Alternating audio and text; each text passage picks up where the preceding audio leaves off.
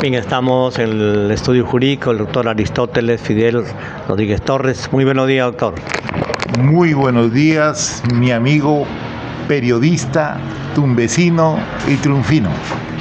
Hace pocas horas ya que fue elegido un nuevo presidente del Congreso y al mismo tiempo presidente de la República. Es el octavo presidente en esta década y es abogado, ¿no? ¿Y cuál es su opinión al respecto? Porque nuevamente retoma Perú Libre, ¿no? La máxima tiene que ser presidente, ¿no?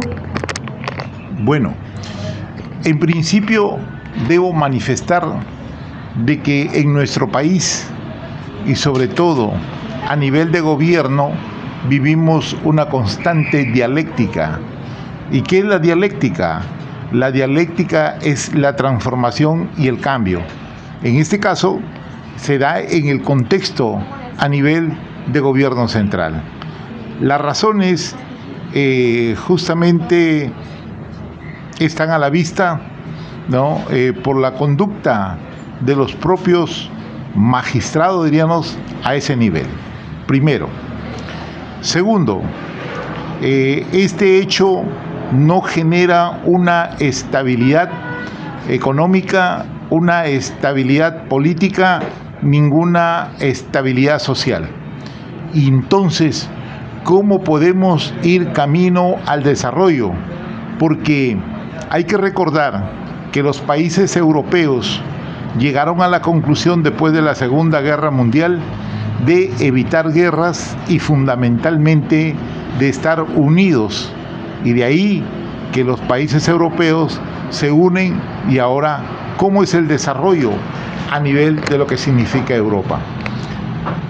Asimismo, ayer en la noche pude escuchar más o menos unos 40 minutos al doctor, porque es abogado, ¿no? También tengo entendido que ha sido magistrado y tiene una amplia cultura. Un hombre que particularmente no había visto a otro presidente salvo al doctor Paniagua, que en alguna oportunidad conversamos cuando hubo el problema y la lucha en la Cruz. Conversé en la ciudad de Tumbes y también en Lima, en el Palacio de Gobierno, cuando buscaban los presupuestos sobre la revocatoria que hubo en la Cruz allá por el año 99, 2000, 2001. Porque los tumbesinos en ese tiempo, conjuntamente con los amigos de la Cruz, tomamos en las afueras del Palacio, nos encadenamos más de 10 personas con una cadena de 40 metros que llevamos, que era de un barco de acá de la Cruz.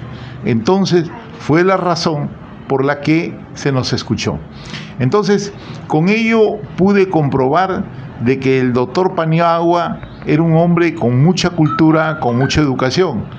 El día de ayer, en la noche que escucho al nuevo presidente, pude observar y escuchar el manejo histórico, filosófico, sociológico y jurídico.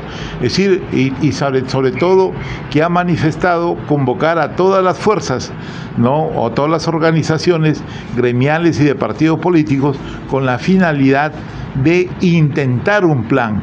Nada puede desarrollarse en este país si no hay un plan, ¿no? Entonces, en ese contexto, bueno, es lo primero que he escuchado y me ha agradado de sobremanera, porque los otros presidentes nunca hablaron un plan, salvo el plan para robar, como lo hizo Alan García, Fujimori, Ollanta, Toledo, Kuczynski, que antes de irse Kuczynski dejó firmando una serie de contratos, ¿no? Petroleros para llevarse nuestro oro, ¿no? Entonces, igualito lo hizo Toledo, ¿no? Y así todos ellos, ¿no? Es decir, unos traidores a la patria, porque no hay otro término que decir, porque no defiende los intereses de su país. Todos privados de su libertad actualmente, ¿no? Claro, y está bien que estén en la cárcel, pero tienen que confiscarle todo, con la finalidad que esos bienes pasen al patrimonio del país. En otros países los fusilan, ¿no? Porque no hay otra, pero nosotros no podemos porque tenemos un acuerdo con la Corte Interamericana de Derechos Humanos, ¿no? Pero si yo fuera presidente, sí lo fusilo. Sí, con toda certeza, no me temblaría la mano, ¿no? Porque han traicionado a los grandes intereses del pueblo, de los niños, de la juventud, del campesinado, de los obreros, de los estudiantes. Eso es inconcebible, ¿no? En un país que suceda esos hechos, ¿no? Y ojo, que todos tienen nivel, es decir, tienen nivel académico, todos ellos, pero que lamentablemente sus malas costumbres delincuenciales prevalecen, ¿no? En Toledo, sobre todo, que ha estudiado en Estados Unidos, imagina en Harvard, y que tenga ese tipo de conducta, inconcebible, ¿no? O Llanta, que se llamaba nacionalista y hablaba hasta de la gran transformación, un traidor, ¿no? Porque ha permitido que empresas chilenas, al igual que Fujimori, que con las AFP y con las empresas comerciales ingresó en capital chileno, lejos de apoyar al peruano, a los del mercado, al pequeño ambulante, incentivarlo económicamente para que desarrolle, para que crea su propia empresa. Mire, por ejemplo, ¿por qué China desarrolló? Desarrolla por dos cosas. Uno, porque cierra el mercado para que no entre ni salga nada. Y dos, porque apoya la pequeña, mediana empresa. Imagínense lo que es China. No hay que olvidar que en 1949, cuando llega al poder el presidente, encuentra que de 1.500 millones de habitantes, casi 500 millones la gente se moría de hambre, estaba desnutrido, era neiciente, es decir, ignorante, ¿no? Entonces lo transforma, porque en 1966 se da la revolución cultural, ¿no? La educación. Por eso lo que prevalece en este país debe ser la educación. Mire cuánto del presupuesto se le da a la educación. ¿Por qué los países europeos han desarrollado? ¿Por qué China, los tigres del Asia han desarrollado? Porque los gobiernos dan el 8-10%, ¿no? Para que desarrolle. Mire, un profesor, usted que es docente, como jubilado, ¿cuánto le pagan? 400, 600. ¿Qué puede usted desarrollar para darle a su familia, a usted que ya pasando los 60 años, uno ya está pensando ya irse a la cancha de gallos, ¿no? Sí, a irse al más allá. Entonces, en otros países, sobre todo China, la historia demuestra que la persona que tiene 70, 80, 100, 110, el Estado le da un inmenso apoyo, y los países europeos. Mejor trato humano. Mejor trato humano. Sin embargo, ¿qué sucede? Acá, lógicamente, hasta el seguro se le quita, ¿no? A mi madre le quitaron el seguro, tiene 91 años, ¿no? No hay medicina. No hay medicina, los hospitales igual. Entonces, ¿qué pasa en este país? No hay plan. Ayer escuché al presidente hablar de plan.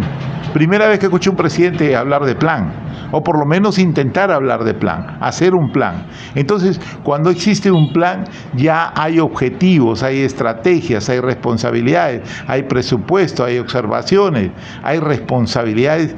¿Quién asume tal o cual objetivo? Entonces, por lo menos la iniciativa de un plan. Aquí escuchamos, todos los candidatos, estoy escuchando hablar barbaridades, mentiras, ofrecen cosas que no cosas inconcebibles. Entonces, lo que postulan al Congreso, inconcebible, cuando la Constitución Política del Estado peruano tiene otros objetivos, otras funciones de hacer leyes, de controlar. Sin embargo, comienzan a hablar mentiras para que le den el voto. ¿Y después qué? ¿Qué hacen? ¿No? Entonces, esto realmente es delicado y grave.